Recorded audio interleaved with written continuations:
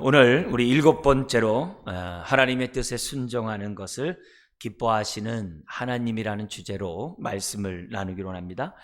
여기서 우리가 오해하지 말아야 될 것은 하나님의 뜻에 순종하는 것을 기뻐한다. 그러면 나에게 무슨 유익이 있느냐? 이렇게 생각하면 안 됩니다. 우리가 순종하면 순종할수록 하나님의 부유함에 동참한다는 것을 잊어서는 안 돼요. 그래서 우리들이 순종하는 것을 기뻐하시는 하나님이라고 얘기했을 때 하나님만 기뻐하고 하나님만 좋으냐, 그런 개념이 아니라 하나님이 기뻐하시는 것은 우리가 그만큼 은혜 가운데 살아가고 하나님의 복을 누리는 것을 하나님이 기뻐하세요. 근데 그 모든 것들이 다 뭐예요? 순종을 통해서 우리가 누릴 수 있고 그 누리는 그 모습을 하나님이 기뻐하신다는 거예요. 그래서 신앙생활은 우리 자신이 공허하게 공허한 마음 상태로 내버려 두지 않도록 항상 조심하셔야 돼요. 우리가 아무리 인간된 제일된 목적이 하나님을 영화롭게 하고 그를 기쁘게 하는 것이라고 해서 하나님만 높인다고 생각하면 안 됩니다. 우리가 하나님 말씀에 순종하면 순종할수록 하늘의 모든 축복이 오늘 저와 여러분들의 것이 되기 때문에 하나님은 순종하라는 것이고, 그래서 은혜 아래 거하라는 거죠. 축복 가운데 거하라는 것이죠. 그래서 그런 축복을 누리는 것을 우리 하나님이 기뻐하신다라는 기본적인 생각을 잊어서는 안 돼요. 오늘 저와 여러분들이 이렇게 예배하는 것도 하나님께 영광이 되는데 나는 공허하고 나는 빈궁한 가운데 있다고 한다면 그건 하나님이 기뻐하는 모습이 아니죠. 우리 부모도 똑같잖아요. 자녀가 힘든데 나 혼자 기쁜다. 나 혼자 나에게 효도한다 그래가지고 나면 좋다. 이런 사람 없잖아요. 우리 자녀들의 형편을 누구보다 잘하는 부모들이 정말 자녀들이 행복한 게 우리의 기쁨 아니겠습니까? 똑같은 거예요. 우리가 하나님 앞에서 우리들이 말씀에 따라 순종하는 그것은 우리가 그만큼 우리가 양으로 생명할 뿐만 아니라 더 풍성한 삶을 살도록 하고자 하는 그런 말씀이 우리 가운데 있기 때문이라는 것을 잊어서는 안 돼요. 우리가 오전에도 우리가 하나님 말씀에 순종하는 것을 다른 말로 하면 뭐라 그래요? 주님의 주님 되심을 인정하는 것이 말씀에 순종하는 삶이라는데, 다른 말로 하면은 하나님 나라가 내 안에 임하도록, 하나님의 통치와 다스림이 내 안에 이루어지도록 하는 그런 삶을 살아가면 살아갈수록 영혼이 잘된 같이 범사가 잘되고 강건한 축복이 있다는 것을 기본적으로 항상 생각하셔야 됩니다. 자, 그런 가운데 우리가 지금 9가지 주제로 하나님이 어떤 분인지 우리가 지금 알아가고 있습니다. 먼저 여기 앞에 떠 있는 우리 9가지 내용을 그래도 우리 한번 우리가 또 반복하면서 읽고, 우리가 하나님을 생각할 때마다 이 9가지를 그래도 기본적으로 생각하는 저와 여러분들이 되었으면 좋겠습니다. 우리 한번 첫 번째에서부터 우리 한번 읽겠습니다. 상한 갈대를 꺾지 않으시는 하나님, 우리의 선한 목자가 되시는 하나님, 모든 것을 선하게 바꾸시는 하나님, 돌이키시고 회복하시는 하나님, 교제를 회복하시는 하나님, 생수의 강을 주시는 하나님, 뜻에 순종하는 것을 기뻐하시는 하나님, 믿음을 굳세게 하시는 하나님, 성령을 통해 역사하시는 하나님. 자, 오늘 7번째, 다음 우리 들어가는 말 우리 한번 읽도록 하겠습니다. 1, 2 우리 한번 같이 한번 읽겠습니다. 신앙생활은 하나님을 알아가고 알려주는 것이다. 우리가 하나님을 안 만큼 성품과 뜻, 하나님의 이름에 합당한 예배를 드릴 수 있고, 우리가 하나님의 뜻을 알 수 있고, 우리가 그 뜻에 순종할 수 있기 때문에 하나님을 알아가야 한다. 그래서 결국 우리 신앙생활 하나님을 알아가는 거잖아요. 근데 하나님을 안다라고 얘기했을 때 우리가 기본적인 뭐예요? 하나님의 뜻을 안다라고 얘기를 하잖아요. 근데 그 뜻을 알면 하나님의 마음을 알아요. 뜻을 알면 마음을 알게 돼 있어요. 근데 여기서 또 우리가 생각해야 될 것이 뭐냐면, 성경에 보면은 하나님의 열심이라는 말씀이 있어요. 여호와의 열심이라고 나와 있죠. 그래서 하나님은 자신이 누구인지를 알려주기를, 그럼 이제 계시라고 그래요. 알려주기를 원하는데 어떻게 원하느냐? 여호와의 열심을 가지고 알려주기를 원해요. 예를 들어 하나님은 사랑이세요. 하나님은 사랑의 뜻을 갖고 있죠. 뜻을 있죠. 근데 그 뜻을 우리들에게 알게 하고자 하는 열심이 있겠죠. 근데 그 열심이 어느 정도 열심이냐? 독생자를 주기까지 우리를 어떻게 돼요? 사랑하신다는 것을 우리에게 보여주는 거예요. 그래서 항상 하나님은 자신을 계시할 때마다 여호와의 열심이 있어요. 성경에 이제 여호와의 열심이 특심하다 그러잖아요. 그 열심이 있다는 걸 잊어서는 안 돼요. 그래서 이걸 갖다 우리가 반대로 생각하면, 우리 입장에서 생각하면 참 은혜가 돼요. 내가 탕자같이 떠나더라도 나를 찾고자 하시는 그 열심, 나를 찾아오시는 그 열심, 이런 것들이 우리에게 기본적으로 있기 때문에 이런 하나님의 마음을 알면 그만큼 신앙생활이 우리가 어떻게 돼요? 강박적인 어떤 마음을 가지고 신앙생활을 하지 않아요. 그만큼 우리가 편안하게, 그만큼 어떻게 감사하게 우리들이 신앙생활을 할 수 있다는 거죠. 그래서 우리가 하나님을 알수록 그분의 이름에 합당한 예배를 드리고 또 그분의 뜻에 따라서 우리가 알기 때문에 순종하는 삶을 사는 거예요. 좌우를 분변치 못하는 니느웨 성도 같은 니느웨 사람들이 아니라 하나님의 뜻을 알고 분별하는 우리가 되는 거죠. 그래서 히브리서 5장의 말씀, 이런 말씀이 있어요. 너희가 마땅히 선생이 될 터인데 어찌하여 참 이게 선생이 되지 않고 어린 자에 있느냐? 왜 하나님의 말씀을 정말 이렇게 분별할 능력이 없어서 하나님의 말씀을 왜 삶 속에서 경험하지 못하냐? 너희들이 하나님의 말씀을 안 만큼 분별하게 되고 분별한 만큼 우리가 어떻게 돼요? 젖만 먹는 인생이 아니라 밥을 먹을 수 있다. 그 얘기를 하시거든요. 그러니까 저나 여러분들이 주님을 알아가면 알아갈수록 그만큼 어떻게 우리들에게는 하늘의 복을 누리는 거예요. 하늘의 은혜를 누리는 거예요. 심지어는 내가 어떻게 돼요? 악골골짜기를 지나더라도 소망 가운데 주의 지팡이가 나를 안위하시나이다. 그런 소망을 가지고 우리가 악골골짜기도 가는 거예요. 하나님의 약속의 말씀이 그대로 이루어지는 것을 우리는 알기 때문에, 왜? 하나님의 성품이 신실하다는 걸 알기 때문에 우리는 어떻게 돼요? 말씀을 붙잡고 저 안으로 나가는 거예요. 그래서 아무리 우리가 힘들어도 소망 가운데 살아갈 수 있는 거고, 정말 아무리 힘들어도 감사함으로 기도할 수 있는 거고, 그러면 하나님의 나라가 내 안에 임해서 하나님의 평강이 나를 지배하는 그런 신앙을 살 수 있다는 것을 이제 하나님이 알려주는 거예요. 자, 그러면 다음번에 보면 3번도 한번 읽어보겠습니다. 우리가 하나님을 알수록 첫 번째, 믿음이 커지고 담대해지고 모든 것으로부터 자유하게 되고 세상을 보는 눈이 달라진다. 하나님의 안목으로 보게 된다. 그래서 하나님을 알되 힘써 알아야 한다. 모든 거로부터 자유하게 된다는 얘기가 뭐예요? 진리를 알지니 진리가 너희를 자유케 한다 그랬잖아요. 주님이 이 땅에 오신 부분이 다 자유케 함이 아니잖아요.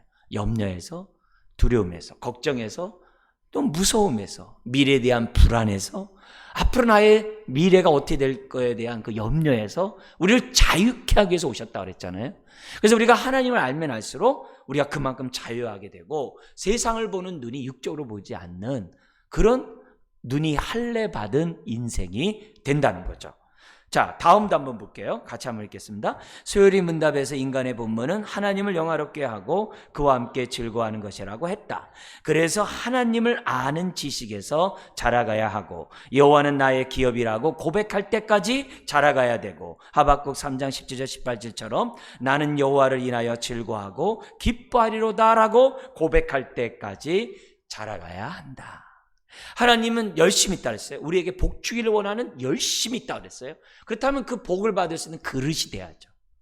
그죠? 아무리 은혜를 베풀어줘도 우리가 받을 수 있는 그릇이 준비되어 있지 않거나 종직 그릇만 하거나 아니면 그릇을 엎어버리면은 은혜를 받을 수 없는 거예요. 그런 의미에서 우리가 하나님을 잘 알고 하나님의 말씀 가운데 순종하면 순종할수록 그만큼 하나님의 복을 받을 수 있는 그릇이 되는 거거든요. 그래서 우리 엘리사 사건 알잖아요. 그 생도가 죽고 그 모자 가정인 그 집안이 와가지고 우리 내 남편이 죽은 거 잘 알지 않습니까? 빚이 많아가지고 먹고 살기 힘들 빚이 많아가지고 내가 우리 아이들도 빚으로 종으로 팔려가게 됐는데 이건 너무한 거 아닙니까? 당연히 그렇게 할 수 있는 거죠. 당연히 할 수 있는 거죠. 그런데 뭐라 그래요? 너희 집에 뭐가 있냐? 기름 한 병 있나이다. 그러면 동네에서 그릇을 다 빌려와라. 그릇을 100개 빌려왔으면 100개가 채워지는 거고 1000개 빌려왔으면 1000개가 채워지는 거예요. 그거는 우리가 하나님을 안 만큼 믿음의 분량이에요. 우리가 왜 하나님을 알아야 돼요? 그만큼 믿음의 분량이 커지도록 하기 위해서 우리가 하나님을 알아가야 되는 거죠. 그래야 우리가 은혜 받을 수 있는 그릇들이 준비되는 거죠. 순종을 한 발자국밖에 안 하고 100개의 복을 받으려고 만드는 거죠. 100발자국을 순종하는 삶을 살 때 우리가 100개의 그릇을 준비하는 것을 저와 여러분들이 이제서는 한다는 거죠. 그래서 누구는 뭐라고 하더라도 난 논밭에 소출이 없고 은행에 잔고가 없어도 미래가 불확실해도 나는 여호와를 인하여 즐거워하고 기뻐하노라. 왜? 하나님이 나의 기업이시라고 하셨거든요. 하나님이 나의 기업이라고 하셨거든요.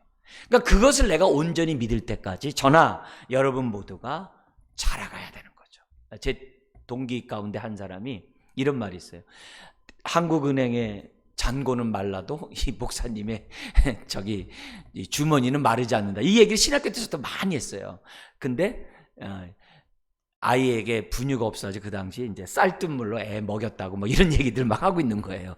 이제 그렇게 얘기하면서도 자기 애한테는 분유가 없어서 이제 쌀뜨물 이렇게 해가지고 애한테 먹이면서 뭐 우리 같이 기도 좀 하고 뭐 까마귀 좀 오게 해달라고 막 우리 신대호 때 막 그랬어요. 근데 그 양반은 지금도 똑같아요.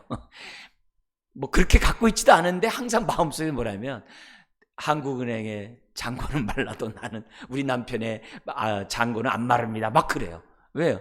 항상 없어도 때를 따라 돕는 하나님의 은혜가 있다 이 말이에요. 그 말을 그렇게 표현한 거예요. 그러니까 그렇게 하면서 신앙생활 하니까 항상 하나님이 이렇게 채워주시고 돌봐주시고 막아주시는 그런 은혜가 우리 그 동역자에게 있는 것을 봐요. 우리 다음 페이지도 한번 볼게요. 계속 우리 자라가야 되는데 어떻게 자라야 되는지 D, E 같이 읽겠습니다. 그래서 하나님만이 이 세상 주관자이심을 믿습니다라고 고백하고 선하신 하나님께 나의 인생을 맡길 수 있을 때까지 자라가야 하고 주기도문처럼 대개 권세와 영광이 아버지께 영원히 있사옵나이다라고 고백할 수 있을 때까지 자라가야 한다는 거죠. 자, 다음 페이지도 보세요. 영생이 뭐라고 성경이 얘기합니까? 한번 읽어볼까요? 영생은 하나님과 그 보내신 자 예수 그리스도를 뭐 하는 거예요? 아는 자. 네, 아는 것에 영생이 있다는 거예요. 그러니까 신앙생활은 결국 하나님을 내가 얼마나 인격적으로 아느냐가 여기에 달린 거예요. 영생뿐만 아니라 풍성한 삶이 아는 것과 연결되어 있기 때문에 저와 여러분들이 드려요. 하나님을 알 때 힘써 여호와를 알아야 돼요. 호세아 선지자의 그 외침입니다만 우리가 있어서는 안 돼요. 목사인 저도 더 힘써 알아야 되고 여러분도 어때요? 더 힘써 알아야 되고 근데 힘써 알지 않는 이유를 가만 보면은 대체로 뭐예요? 누림이 없으니까 힘쓰질 않아요. 내가 하나님으로부터 공급받는 이런 은혜들이 너무 작으니까 힘쓰는 게 작아요. 근데 은혜가 크면 어떻게 돼요? 더 알아가고자 힘쓰거든요.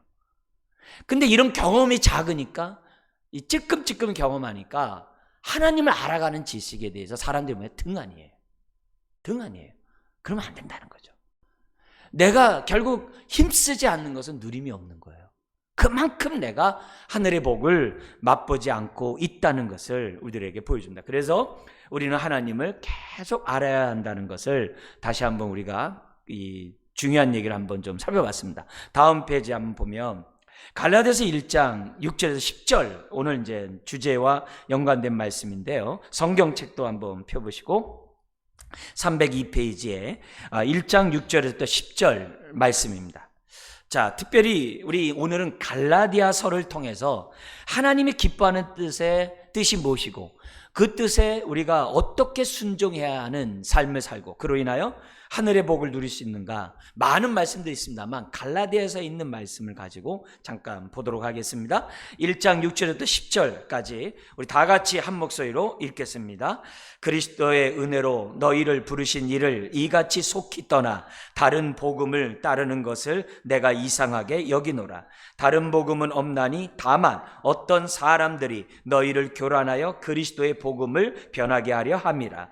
그러나 우리나 혹은 하늘로부터 온 천사라도 우리가 너희에게 전한 복음 외에 다른 복음을 전하면 저주를 받을지어다. 우리가 전에 말하였거니와 내가 지금 다시 말하노니 만일 누구든지 너희가 받은 것 외에 다른 복음을 전하면 저주를 받을지어다. 이제 내가 사람들을 좋게 하랴, 하나님께 좋게 하랴, 사람들에게 기쁨을 구하랴. 내가 지금까지 사람의 기쁨을 구하였더라면 그리스도의 종이 아니니라. 네. 여기서 10절을 한번 보세요. 10절에 보면은 하나님은 우리가 하나님을 알아가는 것을 기뻐하고 특히 그 뜻에 순종하는 것을 기뻐하신다는 것을 보여줍니다. 거기 보면은 이제 내가 사람들에게 좋게 하랴, 하나님께 좋게 하랴, 사람들에게 기쁨을 구하랴. 내가 지금까지 사람들의 기쁨을 구했다면 그리스도의 종이 아니라. 여기 첫 번째 뜻은 뭐냐면 나는 다른 복음 전하지 않겠다, 이게. 네. 나는 내가 받은 계시의 말씀을 나는 전할 뿐이라는 거예요. 근데 그 당시 갈라디아 교회는 다른 복음이 있었어요. 근데 이 다른 복음이 왜 생겨났냐면은 첫째는 율법의 종이 되었기 때문에 다른 복음이 된 거예요. 그래서 바울이 전한 이 복음으로 만족해야 되는데 이 복음은 뭐냐면 다시 율법을 온전케 하는 것으로 해가지고 무게중심이 복음이 아니라 율법으로 가 있는 거예요. 예를 들면 유대인들이 율법 가운데 계속 살았어요. 근데 이 사람이 예수 그리스도를 믿고 영생을 얻었어요. 그러면 이제는 율법이 아니라 그리스도의 법, 율법의 정신에 따라 살아가는 그리스도의 법, 복음에 따라 살아가야 되는데, 생명의 성령의 법에 따라 살아가야 되는데 여전히 뭐예요? 율법 가운데 살고자 해서 할례를 받아야 구원이 완성되고 모든 면에서 이런 청결의식을 해야 구원이 완성이 되고 하면서 이방인들조차 유대인화, 유대교화하는 그런 분위기가 있었던 거예요. 그러니까 이 사람들은 뭐예요? 율법 플러스 복음이 구원이라고 생각했던 거예요. 거기에 대해서 바울은 아니다. 율법은 복음 앞으로 인도하는 몽학선생에 불과하다. 그냥 안내판에 불과하다. 율법은 자신들이 죄 아래 진노 아래 있어서 복음이 필요하다는 것을 깨닫게 하는 가이드에 불과하다. 그 얘기를 한 거거든요. 그래서 우리가 다시 율법으로 돌아가는 것이 아니라 우리는 그리스도의 법에 따라 생명의 성령의 법에 따라 우리는 복음에 따라 살아야 한다는 것을 바울이 가르쳤거든요. 그러니까 이런 모습 속에서 1차적이 뭐냐면 나는 절대로 너희들과 타협하지 않겠다.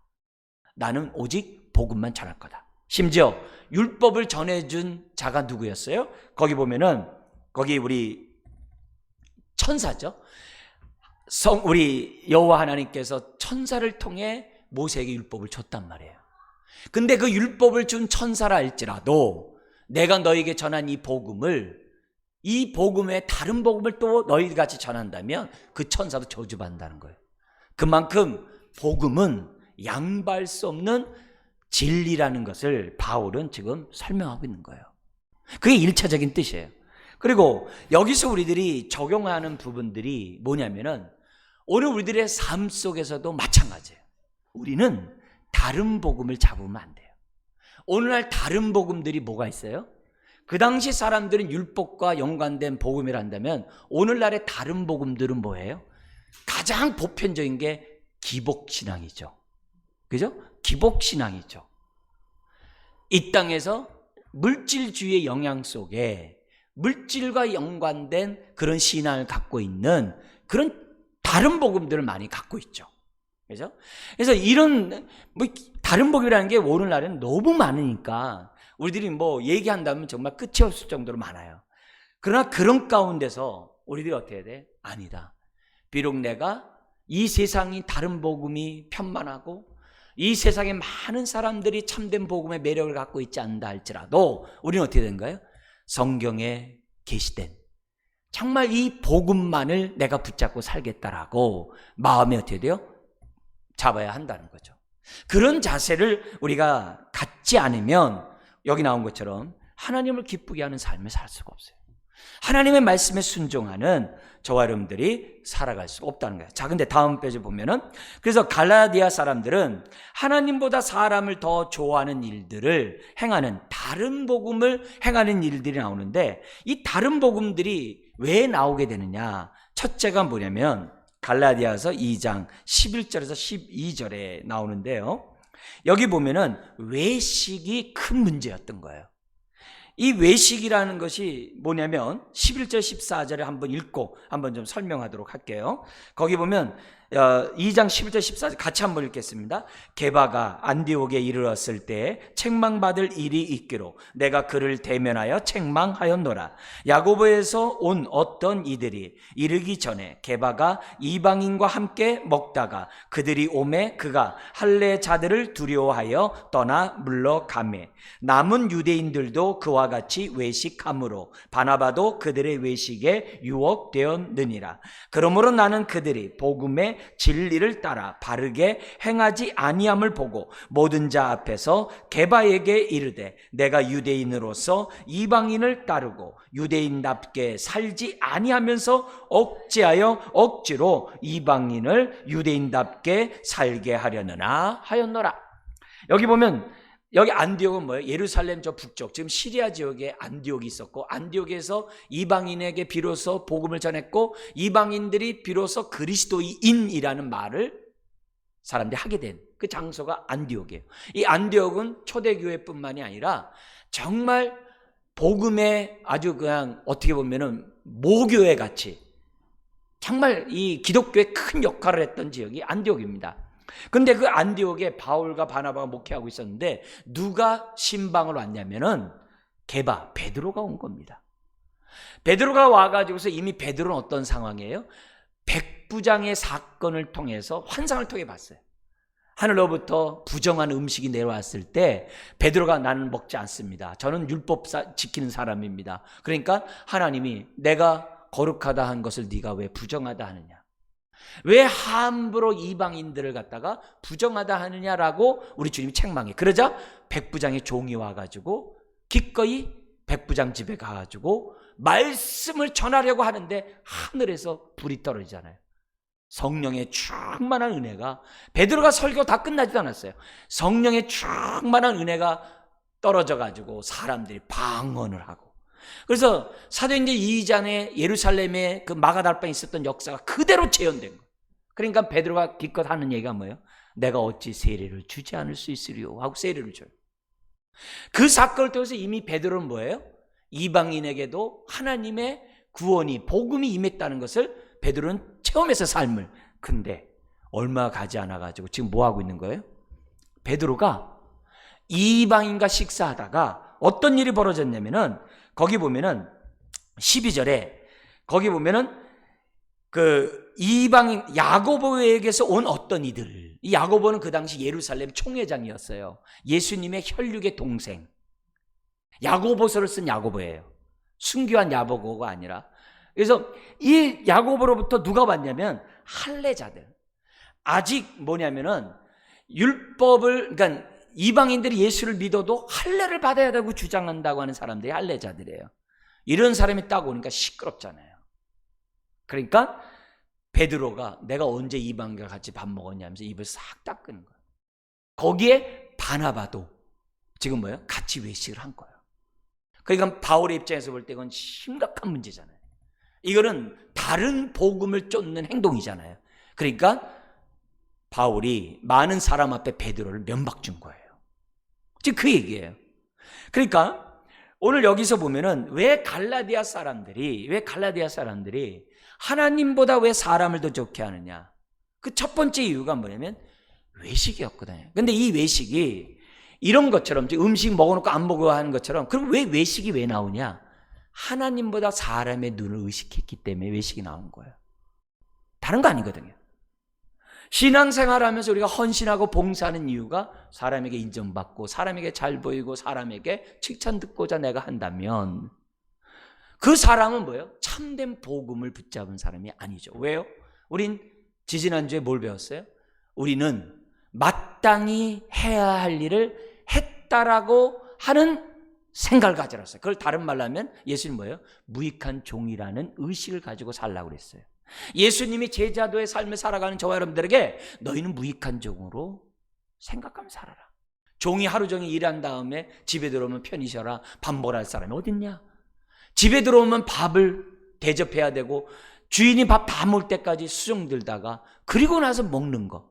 그리고 그 어떤 그렇게 수고를 해도 칭찬하지 않는다는 거예요. 종은 마땅히 해야 될 일을 한 것뿐이다. 그렇게 생각하라고 했어요. 근데 외식은 뭐예요? 사람을 생각하니까 자꾸 어떻게 돼요? 나 아니면서도 있는 척, 안 그러면서 그러는 척, 사람들에게 자기의 어때요? 위신을 내세우는 행동했다는 거예요. 벌써 이 자체가 어떻게 돼요? 다른 복음을 붙잡고 있다 이게. 오늘 우리도 마찬가지죠. 정말 하나님을 기쁘게 하려면 뭐예요? 복음만 붙잡아야죠.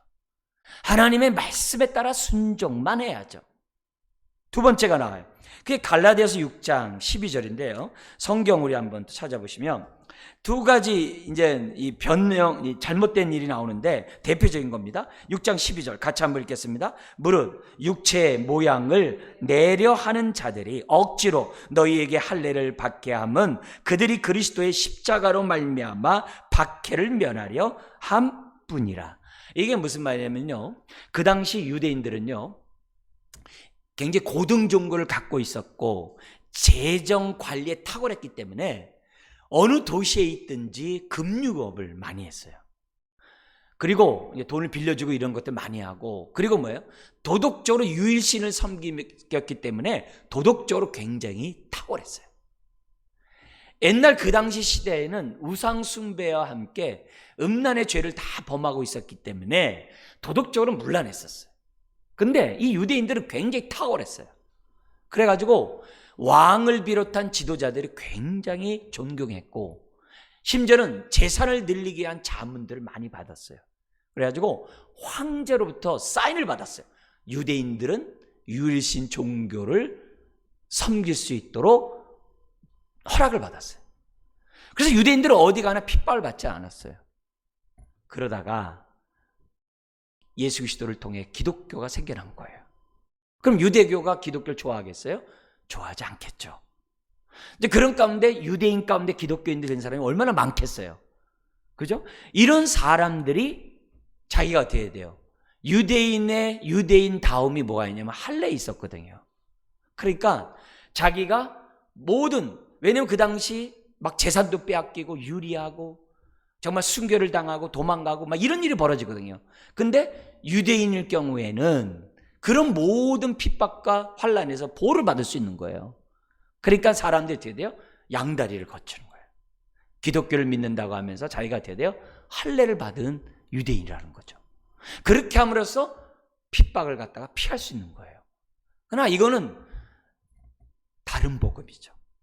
눈 가리고 앙화는 그런 모습이 있었다는 거죠. 그래서 핍박이 두려워서 또 회유에 타협을 해가지고 사람들이 하나님을 기쁘게 하기보다는 다른 복음을 붙잡고 있었던 것이 그 당시 갈라디아의 모습. 오늘도 마찬가지죠.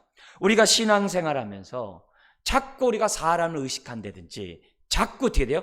조금이라도 편하고 조금이라도 잘 되는 것들만 우리들이 추구하고 있다고 한다면 우리도 나도 모르는 사이에 성경이 아닌 다른 복음을 저와 여러분들이 붙잡을 수 있다는 거죠. 자, 그래서 세 번째 한번 보면, 그러면 갈라디아에서 하나님을 기쁘게 하는 것이 뭐냐? 우리 한 이 두 가지만 우리 또 한번 살펴보도록 하겠습니다. 2장 16절 말씀 앞으로 한번 넘기셔서 2장 16절에 하나님을 기쁘게 하게 하려면 어떻게 되냐? 두 가지 말씀을 우리에게 주시는데요. 2장 16절 같이 한번 읽겠습니다. 사람이 의롭게 되는 것은 율법의 행위로 말미암음이 아니요 오직 예수 그리스도를 믿음으로 말미암은 줄 알므로 우리도 그리스도 예수를 믿나니 이는 우리가 율법의 행위로서가 아니고 그리스도를 믿음으로써 의롭다함을 얻으려 함이라. 율법의 행위로서는 의롭다함을 얻을 육체가 없느니라. 우리가 바른 복음은 우리의 노력으로 될 수 있는 게 하나도 없다는 거예요. 우리의 구원은 하나님의 은혜 없이는 될 수 없다는 거예요. 하나님의 은혜가 있어야 저와 여러분들이 구원을 받고 어떤 도덕적으로 또 어떤 의미에서 뭐 탁월한 지식을 갖고 윤리적으로 아주 탁월하고 어떤 걸 득도한다고 자기의 노력으로 될 수 있는 게 없다는 거예요. 우리는 하나님이 주신 그 은혜를 믿음으로 받을 때만이 구원이 있다고 하는 복을 믿고 있어요. 그것을 갈라디아서 우리들에게 딱 얘기해요. 그래서 오늘 여기서 첫 번째 우리가 하나님을 기쁘게 하는 삶을 살기 위해서 다른 거 없다. 오직 믿음만을 붙잡아야 한다는 게 첫 번째예요. 그리고 두 번째가 20절에 나와요. 2장 20절. 같이 한번 읽겠습니다. 내가 그리스도와 함께 십자가에 못 박혔나니 그런즉 이제는 내가 사는 것이 아니요 오직 내 안에 그리스도께서 사시는 것이라. 이제 내가 육체 가운데 사는 것은 나를 사랑하사 나를 위하여 자기 자신을 버리신 하나님의 아들을 믿는 믿음 안에서 사는 것이라. 그래서 오직 믿음으로 끝나는 게 아니라 이 믿음에는 뭐예요? 열매를 보아 그 나무를 아는 거예요. 행함을 보아 그 사람의 믿음을 아는 거예요. 외식적으로 행하거나 핍박 때문에 우리가 회유를 당하거나 그런 게 아니라 믿음을 갖고 있는 사람은 어떻게 돼요? 믿음으로 살아야 되는데 그 믿음으로 사는 게 뭐냐? 내 안에 있는 그리스도가 살게 한다. 이 말을 다른 말로 하면은 주되심을 인정하고 주님의 말씀에 순종하며 사는 것. 그게 뭐예요? 내 안에 있는 그리스도가 사는 거예요. 다른 거 아니에요. 말씀에 순종하며 살아가는 그 삶. 그래서 나를 통해 주님이 드러나게 하는 그 삶이 이제는 내가 사는 것이 아니요 내 속에 있는 그리스도가 사는 것이라고 두 가지를 딱 알려줘요. 그래서 오늘 우리가 하나님을 기쁘게 하려면 어떻게 되느냐? 오직 믿음. 그리고 믿음을 갖고 있다고 한다면 내가 어떻게 돼요? 행함. 순종이 따라와야 한다는 것을 지금 우리들에게 가르쳐줘요. 만약에 순종으로 구원을 받는다면 또 자랑하겠죠. 그러면 그건 복음이 아니죠. 왜 값없이 은혜를 줍니까? 자랑하지 말라고. 저나 여러분들의 본성을 알아요. 우리가 얼마나 자랑하기를 좋아하는 거 하나님이 아세요. 다 아세요. 그러니까 하나님이 다 어떻게 돼요? 은혜로 우리에게 주는 거고, 또 은혜로 준 이유가 뭐예요? 어느 누구에게도 차별이 없도록 하기 위해서. 있는 자나 없는 자나 높은 자나 낮은 자나 정말 유대인이나 이방인이나 차별 없이 하나님의 구원을 받도록 하기 위해서 은혜를 주는 것이 복음인 줄 믿습니다. 자, 그러면 내 안에 있는 그리스도가 사는 것이 뭔지를 갈라디아에서 네 가지를 딱 얘기를 하는데 그 네 가지가 뭔지를 보면서 아하, 이것이 믿음의 삶이구나. 이렇게 사는 것이 하나님의 기쁨이 되는 거구나. 하나님의 기쁨 된다는 얘기는 우리가 뭐예요? 우리에게 유익이 되고 복이 되고 우리가 하나님의 풍성한 은혜를 누리는 길이구나. 영원히 잘된 같이 범사 잘 되는 하나님의 길이구나. 이것을 알게 하는 것을 네 가지를 알려줬어요. 그래서 우리 한번 4번 한번 보세요. 여기 나와 있는 내용들을 우리 하나씩 같이 한번 읽겠습니다. 갈라디아서 5장 1절 시작. 그리스도께서 우리를 자유롭게 하려고 자유를 주셨으니 그러므로 굳건히 서서 다시는 종의 멍에를 매지 말라. 그래서 우리들의 삶이 여기 종의 멍에는 율법이겠습니다만 넓게 얘기하면 뭐예요? 어쩌든지 옛사람의 종이 되면 안 돼요. 옛것의 종이 되면 안 돼요. 땅의 것에 종이 되면 안 돼요. 세상의 것에 종이 되면 안 돼요. 우리는 그런 것에 의해서 좌지우지되면 안 돼요. 육신적인 것에 휘둘리면 안 돼요. 우리 영적인 것, 정말 여기 나온 것처럼 정말 우리가 자유의 삶을 저와 여러분들이 살아야 돼요. 이 자유는 너무 방대하죠. 우리가 아까 염려, 근심, 걱정, 두려움 이런 데서부터의 자유함만이 아니라 세상의 가치관, 세상의 어떤 영광들, 하여튼 그런 것으로부터 자유함을 얻어야 되는 것이 하나님의 기쁨이 되는 거래요. 그 다음에 두 번째가 나와요. 두 번째 말씀이 갈라디아서 5장 13절 14절 말씀인데요. 같이 한번 읽겠습니다. 형제들아 너희가 자유를 위하여 부르심을 입었으나 그러나 그 자유로 육체의 기회를 삼지 말고 오직 사랑으로 서로 종로를 타라. 온 율법은 내 이웃 사랑하기를 내 자신같이 하라 하신 한 말씀에서 이루어졌나니. 너가 자유하냐? 그렇다고 방종으로 가지 말라는 거예요. 자유하다고 해서 자기만 자유하지 말라는 거예요. 그러면 방종으로, 방탕으로 가게 돼 있어요. 오히려 그 자유가 다른 사람을 자유케 하는 자유가 되라는 거예요. 그러려면 어떻게 해야 돼요? 우리가 그 사람의 종이 돼야 되고 예수님처럼 섬김의 사람이 돼야 한다는 거예요. 그래서 진정한 자유가 뭐냐? 종됨의 삶에 있다고 가르치는 거예요. 나 재산 받고 이제는 나 할렐루야하고 나 천국 할렐루야, 그게 자유가 아니라 그건 소극적 자유예요. 그거는 소극적, 성경에서 말하는 적극적인 진정한 자유는 예수님처럼 나는 섬김을 받으려 온 것이 아니라 섬기노라. 섬김에서 온 율법이 완성이니라. 여기 나온 것, 바로 내 이웃 사랑하기를 내 자신같이 하라고 하는 그 말씀이 진정한 자유의 삶이라는 것을 보여주는 거예요. 그러니까 여러분들이 교회에서 직분을 맡고 그 직분을 감당하는 게 힘들잖아요. 어렵잖아요. 그러나 나의 섬김 때문에 사람들이 세움을 입는다는 그것, 사람들이 정말 은혜를 받을 수 있는 그것, 사람들이 그만큼 자유의 정말 은혜를 누릴 수 있는 그 자체, 그것이 뭐예요? 하나님의 기쁨이 된다는 거예요. 그래서 내가 양보하고 희생하고 섬기는 삶을 우리는 뭐예요? 계속 할 수 있는 거죠. 세 번째, 갈라디아서 6장 2절에 있습니다. 어떻게 사는 것이 내 안에 있는 그리스도가 사는 겁니까? 우리 6장 2절 읽겠습니다. 너희가 짐을 서로 지라 그리하여 그리스도의 법을 성취하라. 여기 그리스도의 법은 뭐예요? 율법이 완성된 것이 그리스도의 법이죠.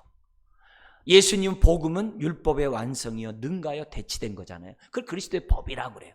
그리스도의 법의 핵심은 하나님 사랑, 이웃 사랑이에요. 그리스도의 법의 핵심은 다른 사람을 자유케 하고 다른 사람을 섬기는 거예요. 그래서 너희가 짐을 서로 지라. 자기만 지는 게 아니라 남만 지게 하는 게 아니라 서로 지라. 함께 지라 이게. 그래서 그리하여 그리스도의 법을, 즉 하나님 사랑, 이웃 사랑을 성취할 것을 얘기해요. 그래서 우리가 항상 행동할 때마다 덕을 세우는 거예요. 항상 할 때마다 그리스도의 사랑으로 이웃 사랑의 원칙 속에 사는 거예요. 그래서 바울이 뭐예요? 고기를 먹을 수 있어도 고기 먹는 것 때문에 시험 당하면 나 절제하겠다. 그게 이웃 사랑의 법이에요. 그게 주님이 우리에게 보여준 법이에요. 그게 그리스도의 법이에요. 그리스도의 법으로 살 때 율법이 아니라 그리스도의 법으로 살 때 하나님의 기쁨이 되고 나에게 자유가 있다. 네 번째, 우리 6장 14절 읽겠습니다. 내게는 우리 주 예수 그리스도의 십자가 외에 결코 자랑할 것이 없으니 그리스도로 말미암아 세상이 나를 대하여 십자가에 못 박히고 내가 또한 세상에 대하여 그러하니라. 여러분, 예수님 왜 죽으셨어요? 우리가 세상에 따라서 세상 죄를 지고 살아가니까 우리 주님이 어떻게 돼요? 그 죄 때문에 못 박히셨어요. 그러니까 결국 세상 때문에 못 박힌 거예요. 세상의 죄 때문에 못 박힌 거예요. 저야 여러분들 죄 때문에 못 박혀요. 근데 내 안에 있는 그리스도가 사는 길은 뭐냐? 이제는 반대로 내가 세상을 못 박으라는 거예요. 내가 정과 욕심을 못 박으라는 거예요. 내가 땅의 것을 못 박으라는 거예요. 나의 옛 것을 못 박으래요. 내가 세상 것을 못 박으래요. 사람들의 눈에 인정받고자 하는 그런 것들을 못 박으래요. 그런 못 박는 삶을 살 때 그것이 진정한 자유고 하늘의 복을 누리는, 정말 하나님이 함께 하시는 축복을 누릴 수 있다는 거예요. 그래서 내 안에 있는 그리스도가 사는 법이 뭔지를 지금 이렇게 네 가지로 우리들에게 가르쳐줘요. 그러니까 이런 말씀을 우리들이 저나 여러분이 묵상하면서 하나님 이렇게 살아가게 하여 주옵소서. 그럼 우리가 이렇게 진정한 자유잖아요. 그러면 누가 기뻐하세요? 하나님이 기뻐하는 거예요. 그래서 하나님의 뜻에 순종하는 것을 기뻐하시는 하나님. 근데 그게 하나님의 기쁘냐? 양으로 생명롭고 풍성한 삶을 살게 하시는 은혜가 바로 여기에 있다는 거예요. 나가는 말, 우리 한번 마지막 말씀 보겠습니다. 같이 한번 읽겠습니다. 오늘 나의 삶은 사람을 좋게 하기보다는 하나님을 좋게 하고 기쁘게 하고 있는가? 사람으로부터 기쁨을 구하지 말고 인기나 관심 받기보다 하나님을 기쁘게 하자. 현재 나의 삶 사역의 동기를 점검하자. 사람에게 보이려 하지 말자. 그죠? 이것뿐만이 아니죠. 사람들 오는 이 세상의 것들로부터 두려워하지 말자. 왜? 하나님이 나와 늘 함께 하시니까. 여러분의 삶을 통해 자유가 정말 이렇게 풍성할 뿐만 아니라 다른 사람을 자유케 하는 삶의 삶으로 하나님을 기쁘게 하는 저와 여러분 되시길 주의 이름으로 축원합니다. 기도하겠습니다. 우리